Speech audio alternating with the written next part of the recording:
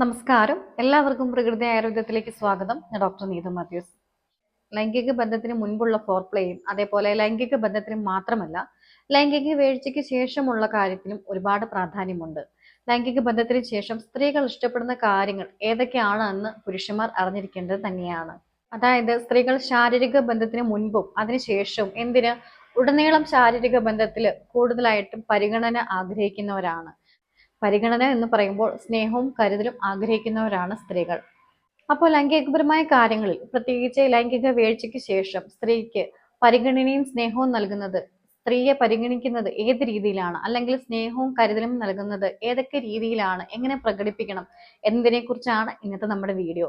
അപ്പോൾ ആദ്യമായിട്ടാണ് നമ്മുടെ ഈ ചാനൽ കാണുന്നതെങ്കിൽ വീഡിയോ ഒന്ന് ലൈക്ക് ചെയ്യുക, അതോടൊപ്പം തന്നെ ചാനൽ ഒന്ന് സബ്സ്ക്രൈബ് ചെയ്ത് സപ്പോർട്ട് ചെയ്യുക.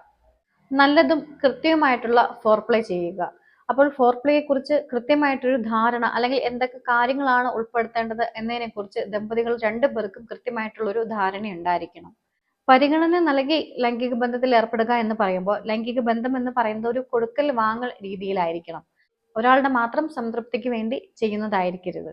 ശാരീരിക ബന്ധം കഴിഞ്ഞാലും മാനസികമായിട്ടുള്ള അടുപ്പം എന്നത് വളരെയധികം പ്രധാനപ്പെട്ട കാര്യമാണ്.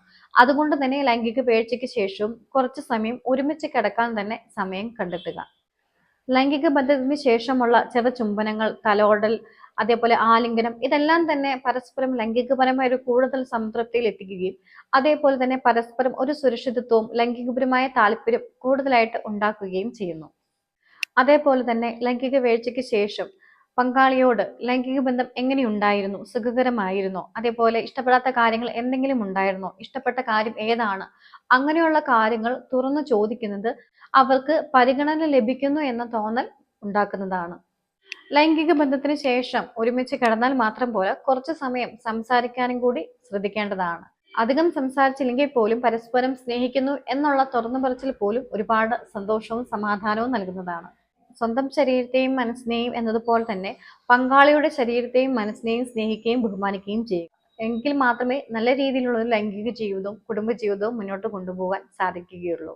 സ്ത്രീകളെ സംബന്ധിച്ച് പ്രസവശേഷം അവരുടെ ശരീരത്തിനും അതേപോലെ തന്നെ മനസ്സിനും ഒരുപാട് മാറ്റങ്ങൾ സംഭവിക്കുന്നുണ്ട്. ഇത്തരം ശാരീരിക മാനസിക മാറ്റങ്ങളെക്കുറിച്ച് പുരുഷന് മനസ്സിലാക്കുകയും അവർക്ക് സന്തോഷവും സ്നേഹവും നൽകി പരിഗണിക്കുക. ഇത്തരം കാര്യങ്ങൾ ചെയ്യുന്നതിലൂടെ തന്നെ നിങ്ങളുടെ കുടുംബജീവിതം കൂടുതൽ മനോഹരവും അതേപോലെ തന്നെ ആരോഗ്യകരവുമാക്കുവാനും സാധിക്കുന്നതാണ്. അപ്പോൾ ഇന്നത്തെ ഈ വീഡിയോ നിങ്ങൾക്ക് ഉപകാരപ്രദമായെങ്കിൽ വീഡിയോ ഒന്ന് ലൈക്ക് ചെയ്യുക, മറ്റുള്ളവരോട് ഷെയർ ചെയ്യുക, അതോടൊപ്പം തന്നെ ചാനൽ ഒന്ന് സബ്സ്ക്രൈബ് ചെയ്ത് സപ്പോർട്ട് ചെയ്യുക. ആരോഗ്യപ്രദമായ മറ്റൊരു വീഡിയോയുമായി നമുക്ക് വീണ്ടും കാണാം. അതുവരേക്കും എല്ലാവർക്കും നന്ദി.